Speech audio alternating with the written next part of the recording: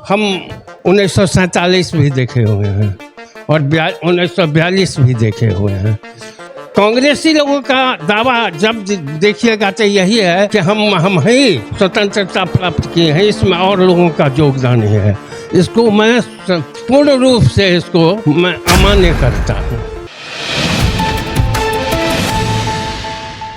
नमस्कार मिथिला, मैं हूं प्रणव कुमार मिश्रा। इस वक्त आप सभी देख रहे हैं नमस्कार मिथिला न्यूज़। इस वक्त हम आज जो है स्वतंत्रता दिवस है और इस वक्त हम दरभंगा के मिर्ज़ापुर गौशाला में हैं और इस बीच इस वक्त हमारे साथ इधर के बड़े ही बुजुर्ग लोग हैं। हमारे साथ श्री नारायण मिश्र इस वक्त हमारे साथ हैं। इस जगह के सबसे मतलब बुजुर्ग व्यक्ति हैं इस वक्त हमारे साथ। जी, आज बड़ी धूमधाम के साथ जो है 77वां पूरे देश में स्वतंत्रता दिवस मनाया जा रहा है। इस पर आप क्या कहना चाहते हैं? और सबसे पहले आज का जो दिन है राष्ट्रीय पर्व है, जिसको हम लोग सभी मनाते हैं। इस अवसर पर हम दरभंगा वासी सभी को और सभी गो प्रेमियों को के लिए शुभकामना प्रकट करते हैं।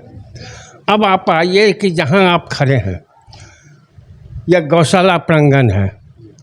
यहाँ गौशाला ये बहुत पुराना गौशाला है, समझे।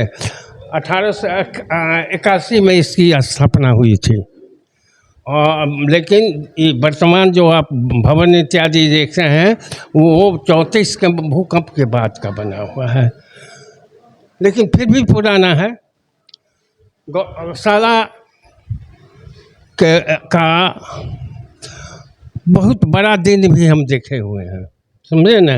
लेकिन आज जो गौशाला की स्थिति है वो हम समझते हैं कि मृत प्राय है।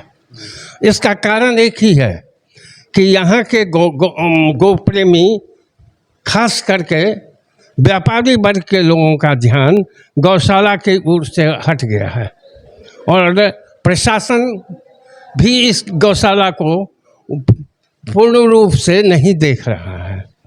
यह इसका कारण है। तो हम दरभंगा के आज के दिन में दरभंगा के व्यापारी वर्ग को से निवेदन करेंगे कि आप इस गौशाला को पूर्व की स्थिति में लाने के लिए सक्रिय हों। प्रशासन से भी हम उम्मीद करते हैं कि अगर इसकी गौशाला के इनका ध्यान जाएगा तो गौशाला जो अब मृतप्राय है, मैं मृतप्राय इसलिए कह रहा हूँ कि भवन बहुत पुराना है, भवन भी गिरने वाला है, पशुओं की संख्या में भी कमी आई है, गायों की संख्या में। तो यही दो कारण है इसके लिए। एक तो यहाँ के जो व्यापारी वर्ग हैं उनका ध्यान हट गया है और प्रशासन का ध्यान हट गया है। तो हम ये निवेदन करेंगे ये दोनों का ध्यान गौशाला की ओर आना चाहिए।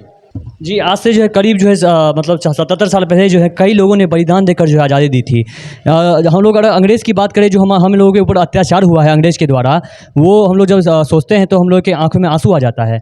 लेकिन इसी बीच जो है देश में जो है नेहरू जी ने ब्रिटिश को जो है मतलब बैंड बाजाओं के साथ बारातियों की तरफ विदा किया गया देश से। इस पर आप क्या कहना चाहते हैं? हम 1947 भी देखे हुए हैं और 1942 भी देखे हुए हैं। यह निश्चित है कि उस समय कांग्रेस के नाम पर ही स्वतंत्रता के लिए जो युद्ध हम लोग लड़ रहे थे वो कांग्रेस के नाम पर ही था।